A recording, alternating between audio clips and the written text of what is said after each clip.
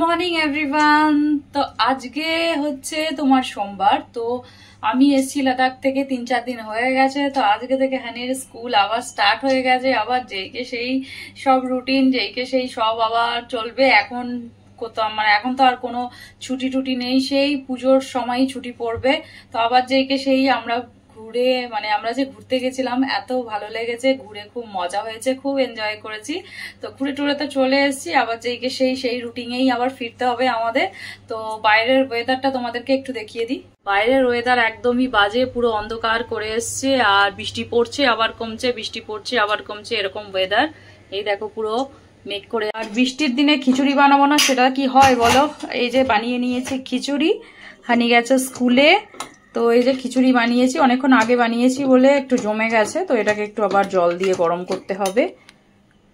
আর এখানে বানাচ্ছি আমি একটু পটল ভাজা, একটু খিচুড়ি দিয়ে খাবো বলে একটু পটল ভাজা করছি, আর একটু পাঁপড় ভেজে নেব, আর একটু ডিম আমলেট করে নেব, হয়ে যাবে। ঘোরা ঘোরা ঘোরা, ঘুরতে যেতে কার না ভালো লাগে বলো? আর ঘুরতে যেতে তো সবারই ভালো লাগে। ঘোরার পরে যেটা হয় সেটা কি বলবো, তোমরা সবাই জানো, তোমরাও ঘুরতে যাও।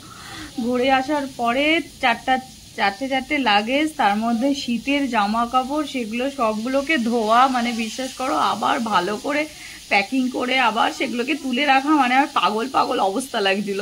তো সেই জন্য আর সেরকম কোনো ব্লগ টগ বানাইনি। আর যেখানে গেছি সেখানে তো নেটওয়ার্ক নেই, সেই জন্য তোমাদেরকে আপ টু ডেট আমি ভিডিওগুলো আপলোডও করতে পারিনি।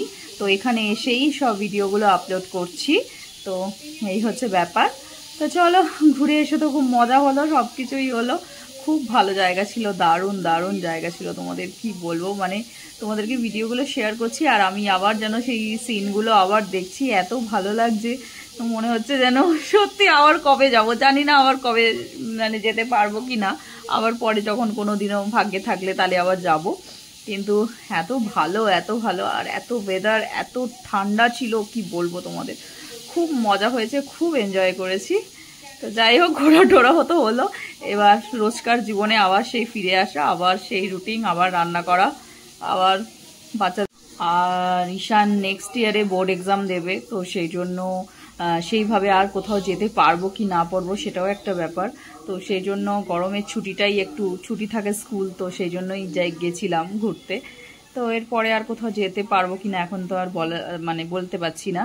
আর পুজোতেও কোথাও যাবো কিনা সেটাও মনে হয় আর হবে না, কেন কি ঈশানের পড়া একটাও আর কামাই করা যাবে না।